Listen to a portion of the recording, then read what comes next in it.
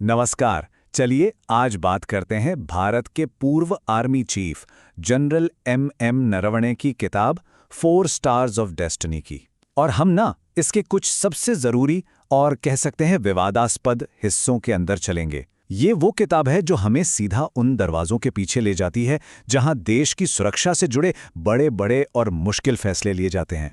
देखिए, ये किताब मशहूर इसलिए है क्योंकि इसमें बातें एकदम सीधी और साफ की गई हैं।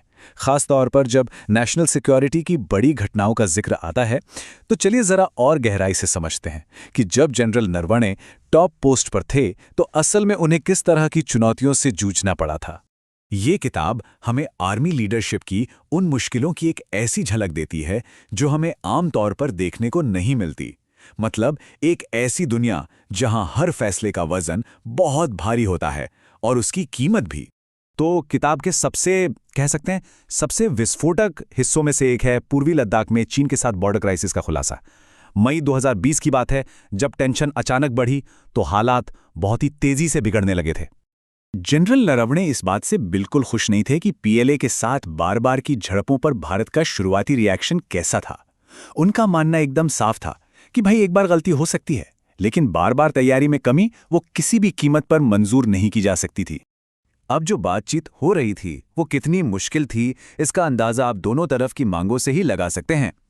भारत का सिद्धांत था फर्स्ट इन फर्स्ट आउट, यानी जो पहले आया वो पहले पीछे हटेगा। लेकिन चीन इस बात पर अड़ गया कि नहीं, भारतीय सेना पहले कैलाश रेंज की स्ट्रैटेजिक ऊंचाइयों को खाली करे। और पूरी बातचीत का जो सेंटर पॉइंट था वो था स्टेटस क्वो एंटे। ये एक लैटिन फ्रेज है जिसका सीधा सा मतलब है कि अप्रैल 2020 में, मतलब झड़प शुरू होने से ठीक पहले, सैनिक जहां पर थे बस ठीक वहीं वापस चले जाएं। बॉर्डर पर शांति बहाली के लिए भारत की यही मेन डिमांड थी। अच्छा, अब बाहरी खतरों से थोड़ा हटकर भारतीय सेना के अंदर चल रही कुछ सबसे बड़ी और विवादास्पद बहसों पर आते हैं। ये जो अंदरूनी सुधार थे ना, ये भी उतने ही मुश्किल साबित हुए जितने बॉर्डर पर दुश्मन। देखिए, जनरल नरवणे अपनी किताब में जिन रिफॉर्म्स की बात करते हैं उनका स्केल बहुत बड़ा था। जरा सोचिए, 14 लाख लोगों की एक इतनी विशाल संस्था, उसमें कोई भी बेसिक बदलाव लाना अपने आप में कितना मुश्किल काम रहा होगा। तो इन्हीं में से जो पहला बड़ा सुधार था वो थी अग्निपथ स्कीम। इसने तो सेना में भर्ती के पूरे मॉडल को ही बदल के रख दिया। था तो ये एक क्रांतिकारी कदम, लेकिन इसको लेकर कई गंभीर सवाल भी खड़े हुए। और पता है सबसे हैरान करने वाली बात क्या है?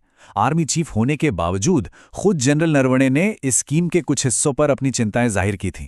मतलब इससे यह साफ पता चलता है कि जब ये पॉलिसी बन रही थी तो पर्दे के पीछे अंदर ही अंदर कितनी गहरी और उलझी हुई बहस चल रही होगी।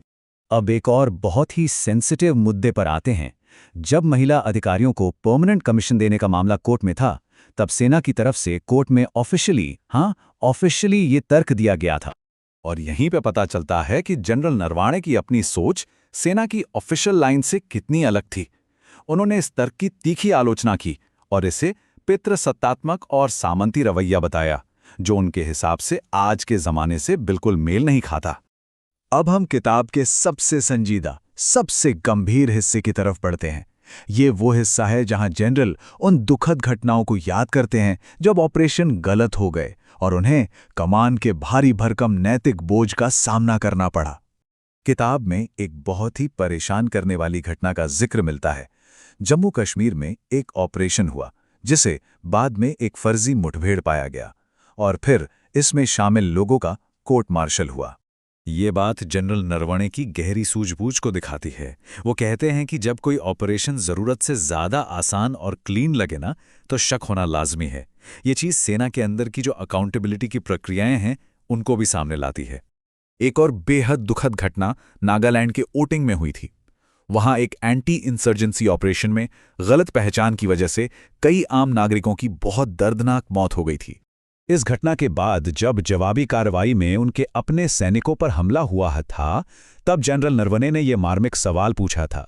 ये उस गहरी इमोशनल और नैतिक दुविधा को दिखाता है जिसका सामना एक कमांडर को करना पड़ता है जब उसके सैनिक और देश के नागरिक दोनों ही खतरे में हों।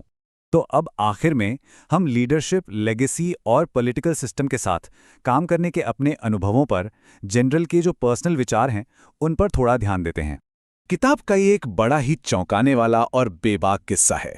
ये दिखाता है कि सरकार के टॉप लेवल पर किस तरह का प्रेशर होता है और कितनी सीधी बातचीत होती है। ये भले ही एक हल्के फुल्के अंदाज में कही गई बात थी, लेकिन ये बताती है कि जमीन पर होने वाली हर छोटी बड़ी घटना का ऊपर बैठे लोगों पर कितना सीधा असर होता है। तो कुल मिलाकर इस किताब का एक बड़ा सार ये है कि लीडर्स को हमेशा हमेशा प्रोसेस, रिजल्ट और शांति के बीच बड़े कठिन फैसले करने पड़ते हैं। हर एक फैसले में बहुत कुछ दांव पर लगा होता है। तो आखिर में एक सवाल उठता है कि आज के इस इन्फॉर्मेशन के दौर में ऐसे बेबाक मिलिट्री मेमोयर्स की आखिर क्या भूमिका है। शायद इनकी अहमियत इसीलिए बढ़ जाती है क्योंकि ये हमें पर्दे के पीछे की उस सच्चाई और लीडरशिप की उस मानवीय कीमत की एक ऐसी झलक देते हैं जो हमें शायद ही कहीं और से मिल सकती है।